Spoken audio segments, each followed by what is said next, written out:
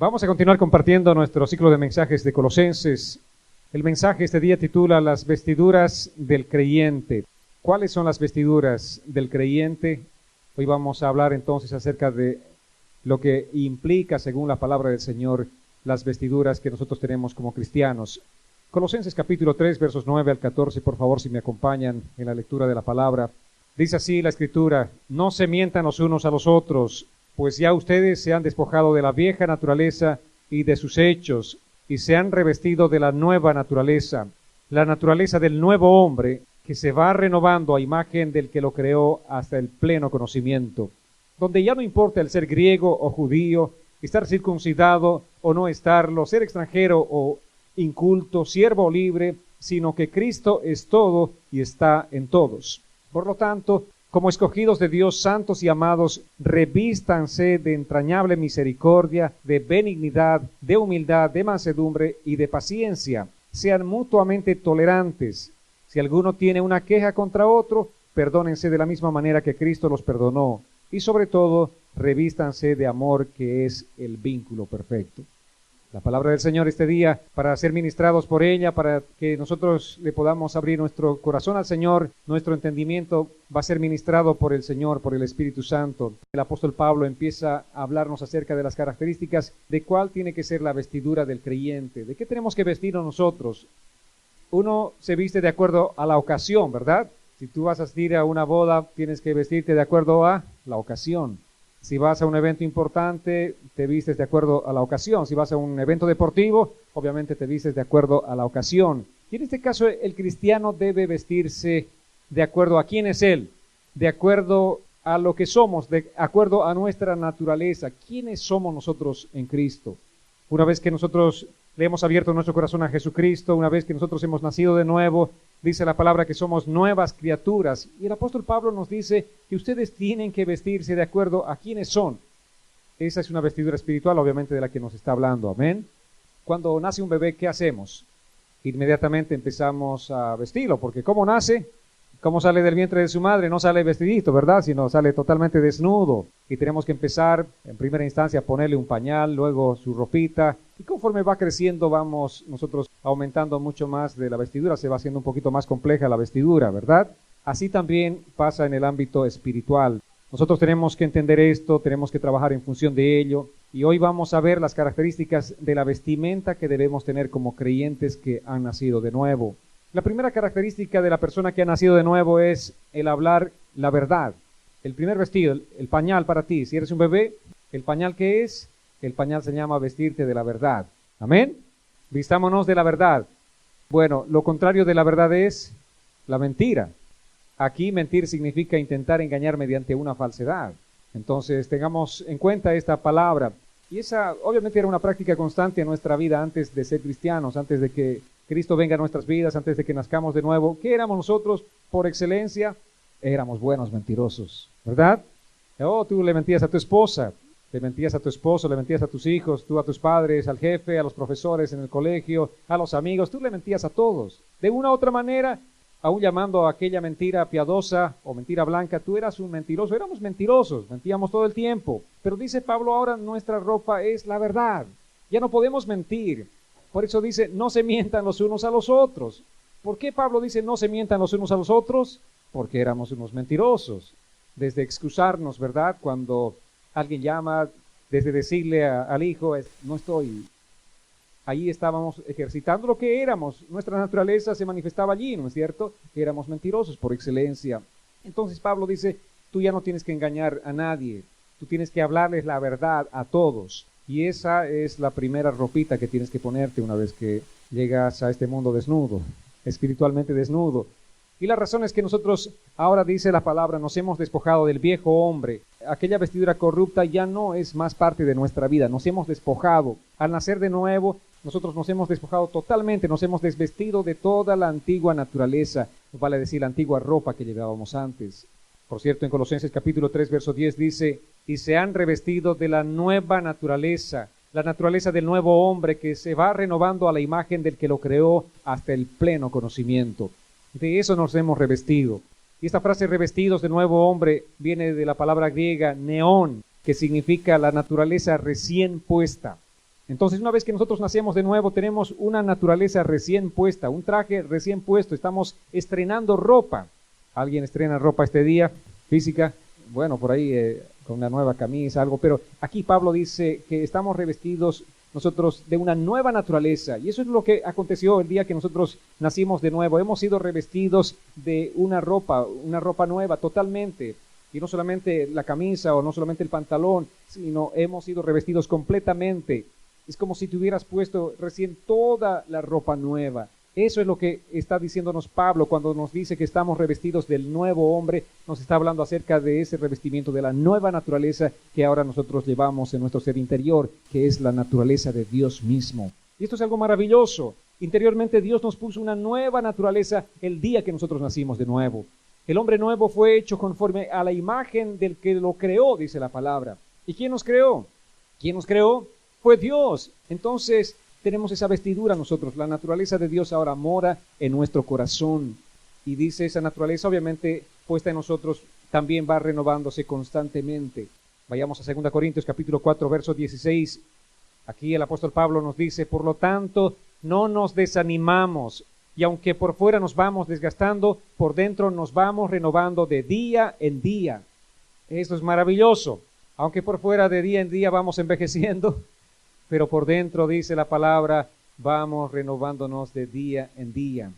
No nos desanimemos porque nuestro paso por este mundo, recuerden, es simplemente un paso pasajero, valga la redundancia. Nuestra vida aquí es una vida corta, es corta. El tiempo que nosotros pasamos por esta tierra realmente es muy corto. Sin embargo, dice la palabra que nuestro interior se va renovando día a día, que nuestra esperanza es que viviremos para siempre, eternamente y para siempre con el Señor. Esa es la mejor parte de nuestra vida. Hoy simplemente estamos viviendo un poquito de lo que vamos a vivir la eternidad con Cristo Jesús. Estaremos eternamente y para siempre con Él. Así que no nos preocupemos mucho por cómo vamos envejeciendo, porque sí, vamos envejeciendo. Cada día va notándose mucho más nuestro envejecimiento y esto es algo natural. Sin embargo, nuestra mirada, nuestra meta, obviamente nuestros ojos tienen que estar en Cristo Jesús, en toda la vida que vamos a vivir con Él, en esa eternidad. Dice, sin embargo, el apóstol Pablo que nuestro ser interior se va renovando de día en día, que nuestra esperanza va renovándose cada día, que nosotros estamos poniendo permanentemente nuestros ojos en Cristo Jesús. Y esta palabra renovación habla de una calidad de vida que va en aumento. Cuando Pablo nos habla de la renovación día a día de ese ser interior, nos está hablando de la calidad de vida. ¿Y cuál es la calidad de vida? ¿Nuestro confort físico? ¿El confort material que tenemos? No, la calidad de vida se está refiriendo a nuestro ser interior. Ese ser interior tiene que tener una mejor calidad de vida. ¿Y cómo podemos tener una mejor calidad de vida espiritual? Nos está hablando acerca de esa renovación espiritual, de ese crecimiento espiritual. Por eso nosotros como creyentes tenemos que estar permanentemente siendo renovados por el Señor. Tenemos que estar permanentemente creciendo en un proceso continuo de crecimiento, siempre para adelante, nunca para atrás. No somos como el cangrejo, ¿verdad? Aunque algunos actúan en algún momento de sus vidas como el cangrejo, van para atrás, pero dice Pablo que tenemos que ir hacia adelante, que nuestra naturaleza, esa nueva que hemos recibido de parte del Señor, nos debe llevar hacia adelante permanentemente. El bebé espiritual que acaba de nacer, ese hombre nuevo que tienes dentro de ti, necesita el alimento espiritual para ir avanzando hacia adelante. 1 Pedro capítulo 2, verso 2 y también el 3 dice así la Escritura: busquen como los niños recién nacidos la leche espiritual no adulterada, para que por medio de ella crezcan y sean salvos, si es que han probado ya la bondad del Señor. ¿Cuántos han probado la bondad del Señor? ¿Cuántos tienen esa naturaleza de Dios en sus vidas? Entonces tú has probado ya la bondad del Señor. Y si has probado, dice, la bondad del Señor, tú tienes que buscar como los niños recién nacidos. Es impresionante cómo los niños recién nacidos tienen ese instinto de inmediatamente buscar el pecho de su madre porque quieren leche, porque quieren alimento. Y si están con hambre, ni qué decir, esos niños se van a desesperar, pero es impresionante. Recién nacido y sabe buscar. Esa es la naturaleza que tiene, y la palabra nos dice de la misma manera, nosotros también tenemos ahora esa naturaleza, somos nosotros hechos ya conforme a la naturaleza de Dios. Esa naturaleza más bien tiene que impulsarnos a buscar, como esos niños recién nacidos, la leche espiritual no adulterada. Esa tiene que ser nuestra consigna permanentemente. La palabra de Dios tiene todos los nutrientes para que nosotros podamos crecer y madurar y ser transformados de gloria en gloria, para que cada día nos parezcamos un poquito más y más a Jesucristo. Pero ¿qué tenemos que hacer? ¿Qué hacen los niños? Y la palabra dice aquí, busquen.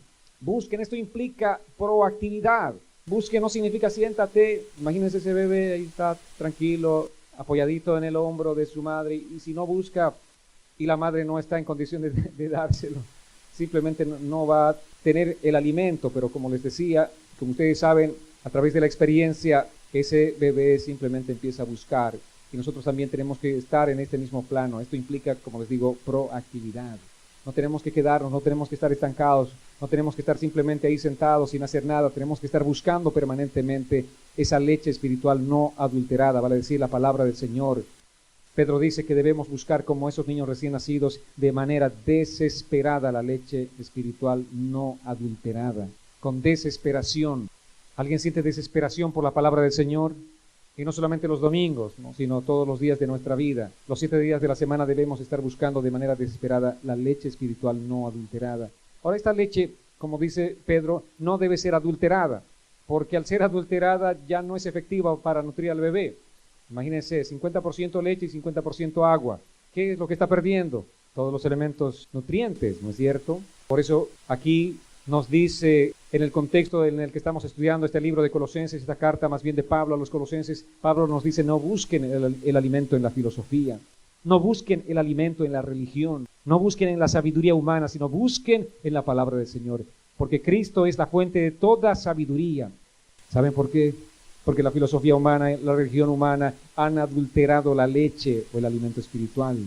Todo lo que la religión hace es eso, adulterar el alimento espiritual. Entonces nosotros no podemos buscar ni en la filosofía ni en la religión. Es leche adulterada, es leche que tiene mucha agua o cualquier otra cosa, pero está mezclada, está adulterada.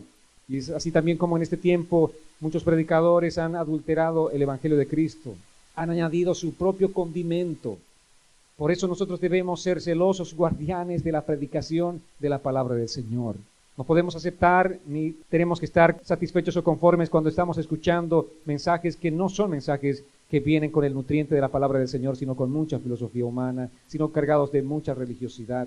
Todo eso es leche adulterada. Y los falsos maestros en aquel tiempo, en los tiempos de Pablo, cuando escribía a los Colosenses, estaban haciendo eso, estaban adulterando la palabra del Señor. Esa era una de las luchas constantes en los tiempos de Pablo. Y los tiempos no han cambiado, ¿verdad? Si bien estamos unos 2000 años más o menos después, la misma situación está repitiéndose también en este tiempo. La gente sigue adulterando la palabra del Señor. La gente sigue poniendo su propio condimento. Los predicadores siguen poniendo su propio condimento y están adulterando la palabra del Señor, pretendiendo introducir simplemente algo que no tiene que ver con la consistencia del alimento nutritivo. Y nosotros, así como los colosenses, tenemos que buscar permanentemente este alimento que proviene solamente de Dios, de su palabra. La leche espiritual no adulterada es la palabra de Dios, es el Evangelio de Cristo. Jesús nos ha dejado su Evangelio y Él nos ha dicho: vayan y entreguen tal como están recibiendo. Eso implica no adulterar. Si tú cambias el Evangelio que Cristo nos ha entregado, entonces estás adulterando la palabra del Señor. Pero si tú eres un fiel mensajero de Cristo, vas a entregar el mensaje tal y como el Señor te lo ha encomendado. ¿Y cómo tenemos la certeza de cumplir ese trabajo? Si no solamente nosotros tenemos que delinear todo el mensaje nuestro, tenemos que enfocarnos completamente en la palabra del Señor, que no podemos salirnos de la palabra del Señor en la enseñanza, para que por medio de ella, dice, crezcan y sean salvos. Entonces, esto es lo que nos provee a nosotros la palabra del Señor. Por una parte, nos lleva a la salvación, porque si nosotros no predicamos la palabra del Señor, no hay forma que las personas puedan ser salvas.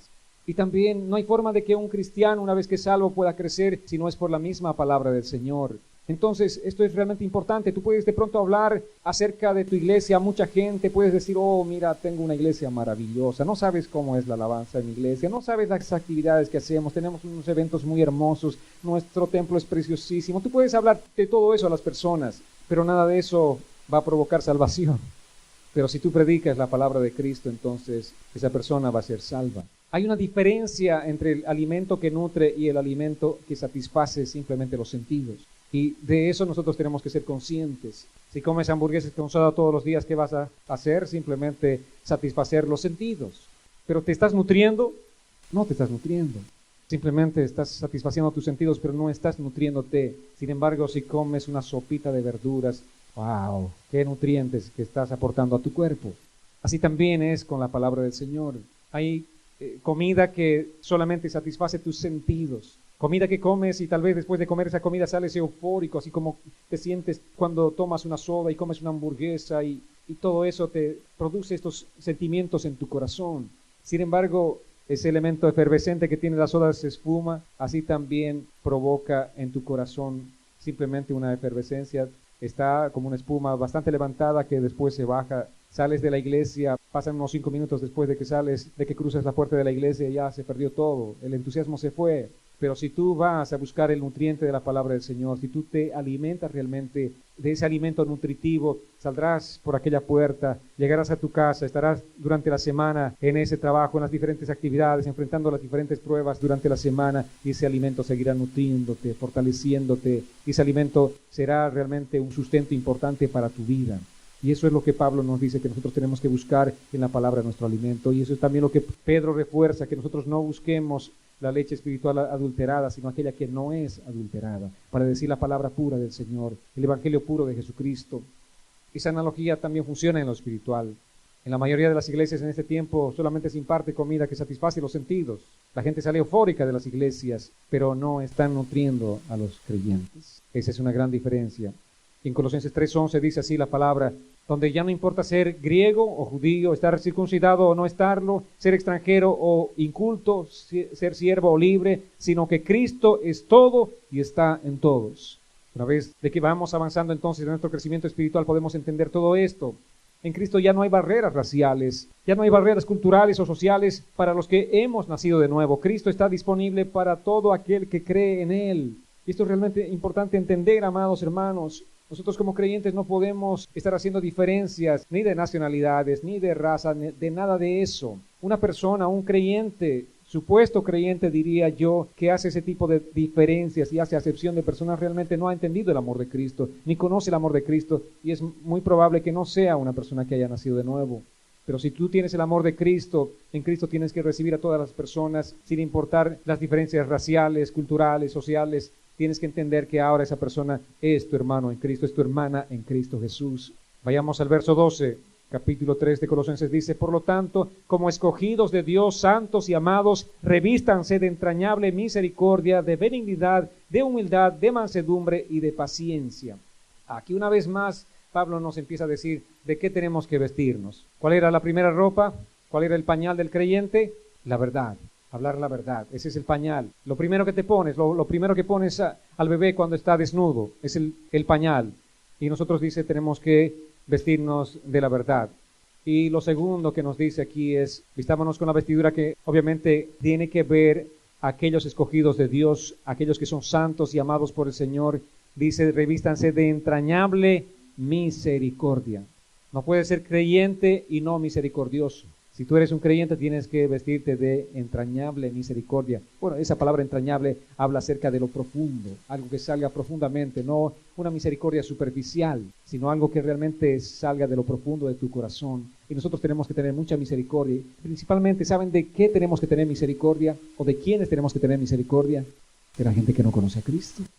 Porque esa gente está perdiéndose, porque esa gente está yéndose de cabeza a la eternidad sin Cristo, a un lugar de tormento, a un lugar donde será simplemente el sufrir, el crujir de dientes, como dice la palabra. ¿Y cómo no vamos a tener misericordia de esa gente? Amados, muchos vivimos realmente sin tener misericordia de esa gente. Tal vez estás compartiendo todos los días, hay muchas personas alrededor tuyo, no son creyentes, tú lo sabes, y ellos saben tal vez que tú eres cristiano, pero tú no estás diciéndoles nada, no estás compartiéndoles el evangelio de Jesucristo. ¿Qué está pasando? ¿Qué estás manifestando? Sino simplemente una naturaleza totalmente inmisericordia, vale decir, no tienes la misericordia del Señor. Y Pablo dice que tenemos que revestirnos de entrañable misericordia. Una expresión de misericordia muy importante es esta, la predicación de la palabra del Señor a las personas que están a nuestro alrededor. ¿Por qué no tenemos la certeza de que esa persona mañana siga viva, verdad? No tenemos la certeza. De pronto te enteras, al día siguiente hubo un accidente en tal parte y justo quien murió fue la persona con la que estabas el día de ayer y a quien no tuviste misericordia de hablarle la palabra del Señor. Alguna vez me pasó eso a mí y les compartí como un testimonio que realmente me impactó muchísimo. De un médico que me hizo una intervención de los ojos como un día jueves y y sentía ahí la voz del Señor diciéndome, háblale a este médico. Y yo dije, cuando vuelva a quitarme los puntos voy a hablarle. Como uno empieza a tratar de salirse de la responsabilidad de predicar la palabra del Señor. Y era un lunes que tenía que quitarme, no era mucho el corte, sino era superficial. Entonces el lunes, de todas maneras, en la mañana, para cerciorarme, llamo a la secretaria del doctor, del médico que me atendió, le digo, por favor, necesito confirmar mi cita para esta tarde con el doctor. ¿Y usted quién es? Me dice, soy un paciente suyo. ¿Lo conoce? Por supuesto, le digo que soy un paciente. Ya, me hacía muchas preguntas que ya me estaba desesperando, ¿no? Al final le digo, ¿qué es lo que acontece? Bueno, ¿qué puedo decirle? El doctor no va a estar. Pero dígame cuándo va a estar el doctor. El doctor no va a estar. Era un misterio. Estaba impaciente verdaderamente. Le decía, dígame qué pasa. El doctor murió. ¿Qué pasó? Era un fin de semana, se fue de copas, llegó a casa, estaba sin llave, quiso hacerse Superman, trató de trepar la pared y cayó y murió. Y ahí se pueden imaginar lo que sentía ese momento, ¿no? La conciencia, obviamente, que me acusaba bastante fuerte. Entonces, como les digo, no tenemos la certeza de si vamos a volver a ver a esa persona delante de nosotros una vez más. Y dice Pablo que tenemos que vestirnos de entrañable misericordia. Ten misericordia, que no te importe nada más, sino simplemente predicarle allí la palabra del Señor a esa persona. Esto de entrañable misericordia habla de lo profundo, una misericordia profunda, una misericordia compasiva. Imagínense esa persona sin Cristo viviendo la eternidad en un lugar de tormento. ¿Se imaginan ustedes? Es algo terrible, amados. Por eso debemos vestirnos de profunda compasión por lo que está pasando la persona, la situación que está viviendo esa persona. La situación espiritual es la más terrible, pero también puede estar pasando otro tipo de situaciones. Tal vez no tiene qué comer esa persona. ¿Cómo estamos nosotros? Tenemos que estar sintonizados con el Señor para ver qué es lo que está pasando con esta persona. Vístete de entrañable misericordia. No solamente te centres en ti, no solamente en todo lo tuyo, que tu universo no seas tú mismo, yo todo el tiempo, estás buscando toda la atención hacia ti, pero sé capaz de sintonizar un poco hacia tu alrededor para ver quiénes más están pasando situaciones más difíciles de las que tú estás pasando. Y empieza a obrar en esa misericordia. Esa misericordia se va a ir desarrollando en ti, ese sentido de misericordia va a ir creciendo en ti. Realmente tú vas a, desde las entrañas, tener misericordia por las personas, al punto de sacar la comida de tu boca para darle a alguien que está necesitado, al punto de renunciar tal vez a tu descanso de esta noche e ir a orar por alguien que está necesitado, ir a hablar a alguien, a testificar a alguien de la palabra del Señor. Pero tú estás muerto de cansancio, sin embargo dices, no, esta persona necesita más que yo. Entonces de eso nos está hablando Pablo. Eso es lo que implica una entrañable misericordia. Pero ¿de qué más tenemos que vestirnos? Estamos hablando acerca de la ropa. ¿Ya van poniéndose la ropa? Ya sé que tienen los pañales muy bien puestos. La verdad, ¿verdad? ¿Y qué más? De benignidad. Y esa palabra habla acerca de la disposición del corazón para hacer lo bueno todo el tiempo. Benignidad implica eso, amados. Tenemos que tener la disposición en el corazón. Todo el tiempo tenemos que estar buscando de hacer lo correcto todo el tiempo, de hacer lo bueno todo el tiempo. Que en nuestro corazón no podemos estar maquinando hacer cosas malas. No podemos estar maquinando hacerle maldad a alguien o pagarle mal por mal a alguien, sino tener la disposición de hacer siempre lo bueno todo el tiempo. Si eso está en tu corazón, hacia eso vas a ir. Eso es lo que vas a obrar en tu diario vivir. Santiago, por cierto, nos dice así en el capítulo 4, verso 17, el que sabe hacer lo bueno y no lo hace, comete pecado. ¿Sabes hacer lo bueno? ¿Por qué? Porque conoces la palabra, ¿verdad? Pero si no haces lo que sí sabes hacer, estás cometiendo pecado. El que sabe hacer lo bueno y no lo hace, comete pecado. Y estamos pecando delante del Señor. Tenemos que pedirle perdón al Señor por esos pecados, porque sí sabemos lo que tenemos que hacer y no lo estamos haciendo. Y es un pecado grande delante del Señor.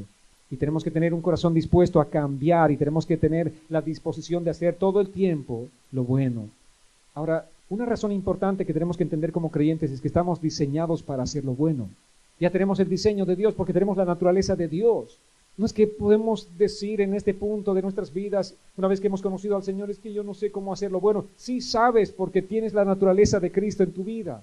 Tú sí puedes hacer lo bueno porque ya no tienes la antigua ropa que era la vieja naturaleza, sino tienes la nueva.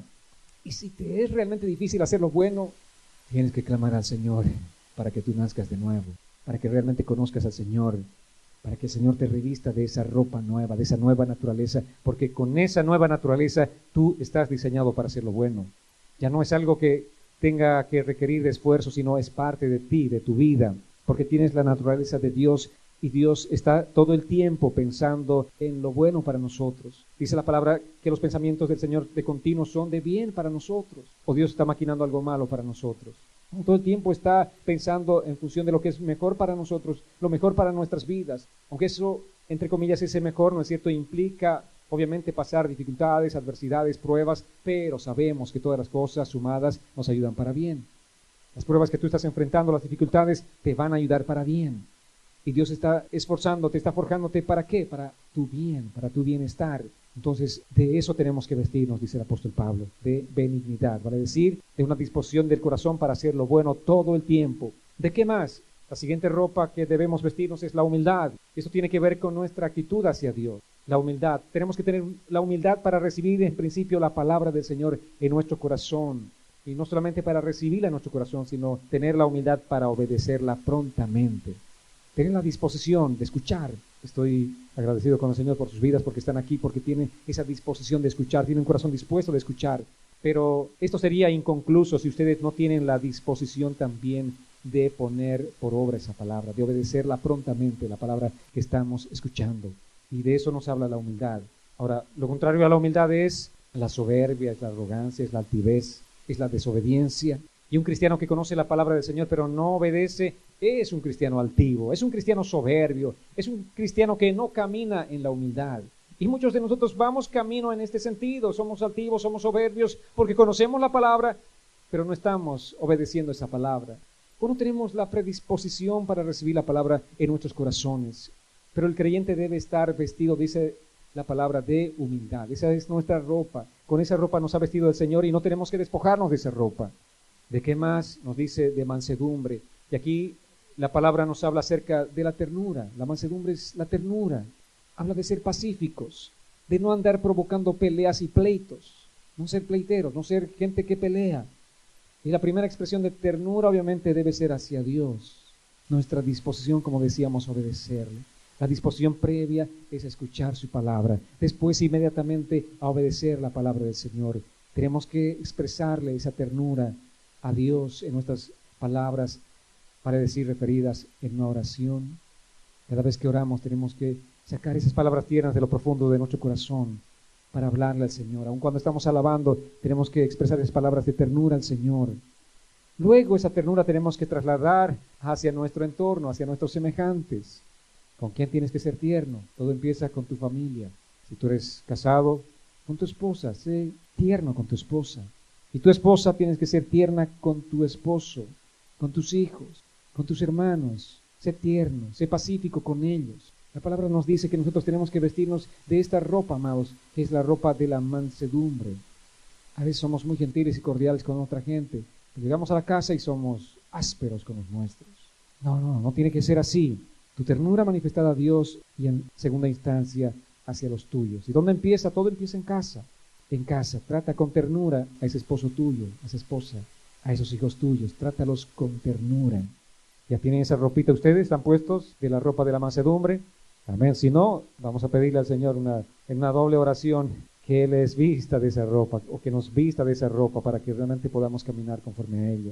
Y la siguiente ropa tiene que ver con la paciencia. Aquí paciencia nos está hablando acerca de una paciencia extrema hacia los demás. Tu paciencia no es de corto alcance, sino extrema. Que no se agota pronto, sino es extrema. Sabes soportar. A veces realmente te dan ganas de decir muchas cosas a las personas. Pero ¿sabes qué tienes que hacer? Mejor, cierra la boca, cállate. Eso es lo mejor que puedes hacer. Cállate, no digas nada, sé paciente. Eso implica la paciencia, porque la impaciencia es que sueltas tú las cosas, dices una cosa, dices otra cosa, y allí es donde vas lastimando a las personas, a tus seres queridos.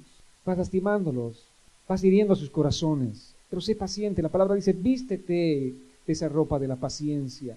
Todo esto, amados, representa la vestidura del cristiano, de aquel que ha nacido de nuevo, de la persona que ha sido transformada por Jesucristo.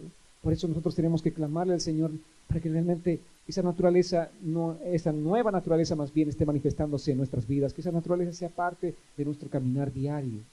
Y a medida que nosotros vamos caminando con Él, a medida que vamos viviendo en esa comunión con el Señor, esta naturaleza va a ser desarrollada, va a ser perfeccionada en nuestras vidas. Por eso Pablo dice, vamos creciendo, vamos avanzando, nuestro ser interior va renovándose. Ahora, obviamente llegamos a los caminos del Señor con todo lo contrario, ¿verdad? ¿Cuántos son de mecha corta? ¿Cuántos son explosivos? Son un explosivo peligroso.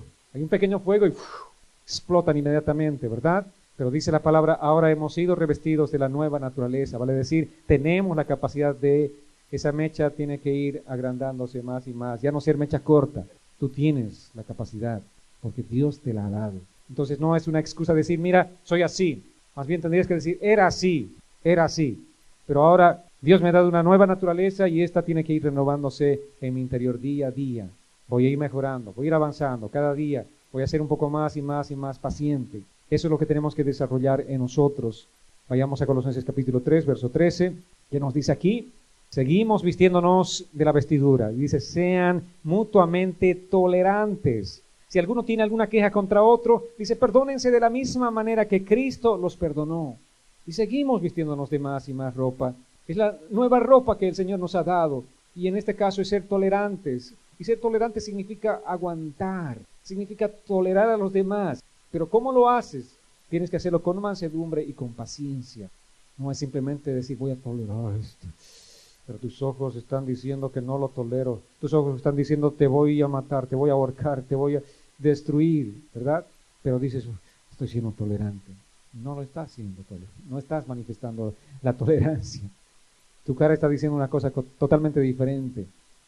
De hecho, los expertos en la comunicación dicen que nosotros comunicamos, el 85% de las cosas que comunicamos a las otras personas las hacemos sin palabras.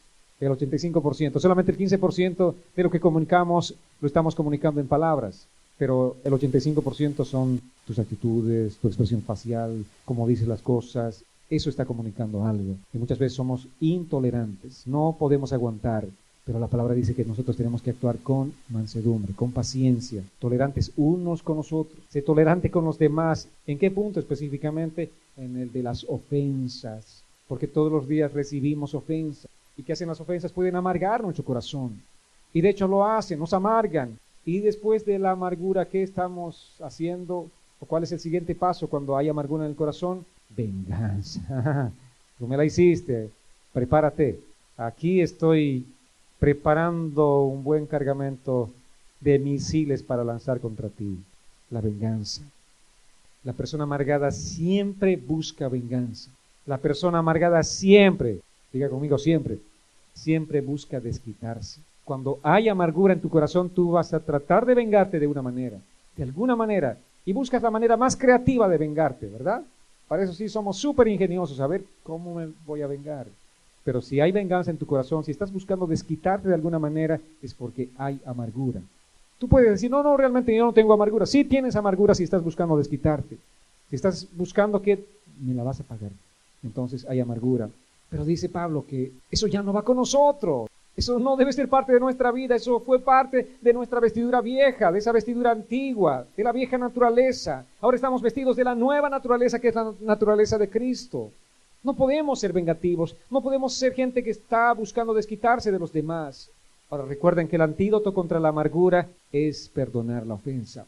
Si hay amargura en tu corazón, si de alguna manera estás planificando desquitarte de lo que alguien te hizo algo, ¿cuál es el antídoto para esto? El perdón.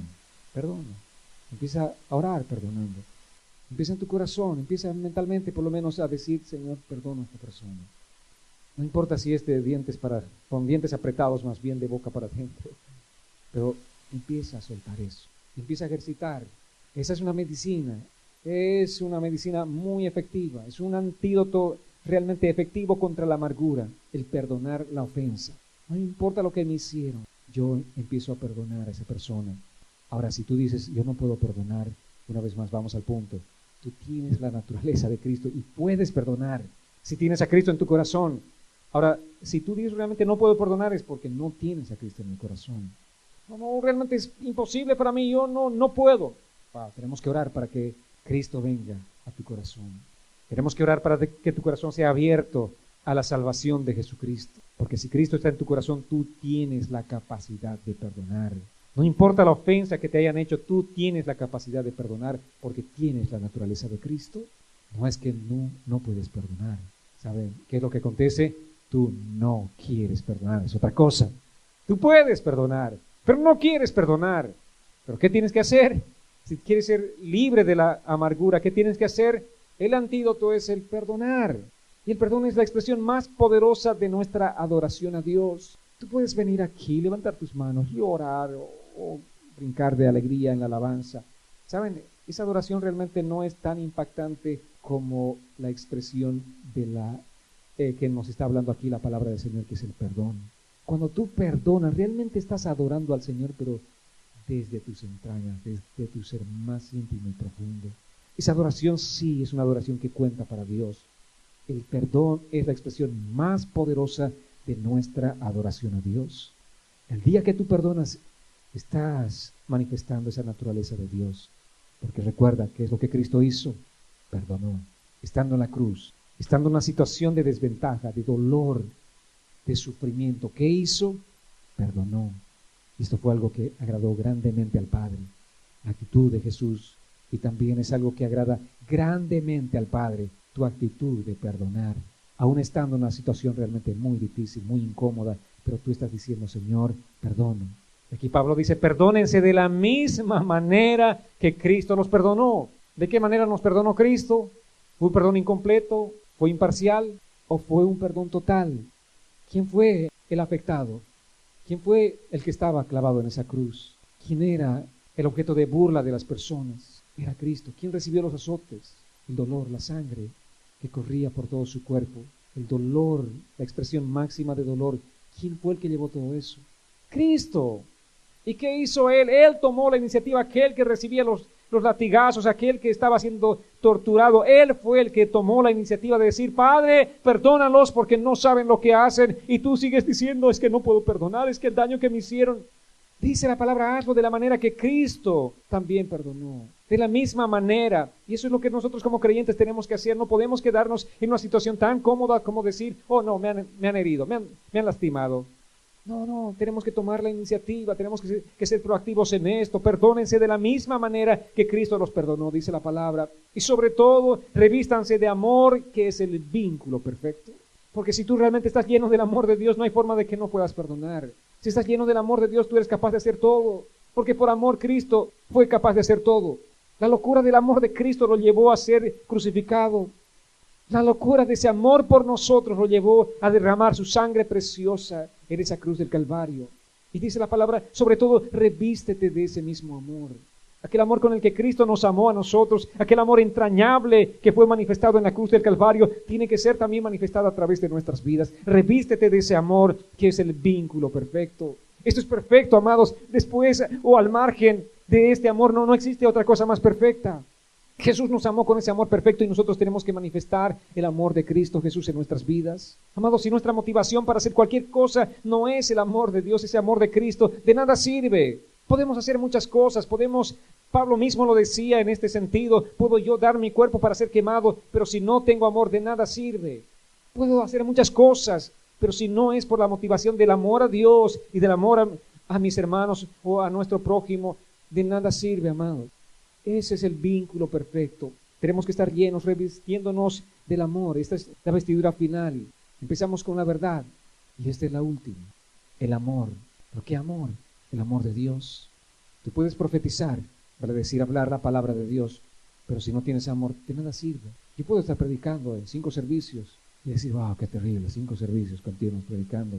Pero si no tengo amor, si mi motivación es otra, que la gente me admire, o simplemente cualquier otra cosa que no sea el amor a Dios, de nada sirve. ¿De qué sirve que profetices si no hay amor en tu vida? O puedes dar tus bienes materiales a la gente pobre, pero si no tienes amor, si tu motivación no es el amor genuino, sino que la gente te reconozca, que diga, oh, ese Señor, oh, es realmente muy bueno. Si estás buscando ese tipo de reconocimiento, no tienes el amor de Dios. No estás buscando la verdadera motivación. Amados, si las cosas que hacemos, aún las cosas espirituales que hacemos, no son hechas por amor a Dios, no tienen ninguna validez delante del Señor. ¿Escucharon eso? Ninguna validez. No sirve todo lo que hiciste, no sirve todo lo que hiciste si no es por la motivación del amor a Dios. No sirve todo lo que yo he podido hacer toda mi vida incluso si no es por la motivación del amor de Dios. Por eso debemos llenarnos primeramente del amor de Dios, que es el vínculo perfecto.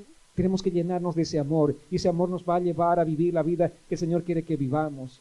Si estamos llenos de ese amor, nosotros vamos a poder vestirnos de toda la vestidura. Va a ser fácil para nosotros perdonar, va a ser fácil ser pacientes, va a ser fácil o tener la mansedumbre que el Señor dice que tengamos. Pero la motivación debe ser el amor. ¿Por qué? Porque amamos la verdad, porque estamos vestidos de la verdad. ¿Cuántos quieren ser vestidos este día con esas vestiduras de Dios? Quiero invitarles a que se pongan en pie. Vamos a orar para buscar ser vestidos o revestidos de esa vestidura que el Señor dice, que el Señor promete darnos a aquellos que hemos creído y confiado en el Señor, y confiado en el Señor, y confiado en el Señor.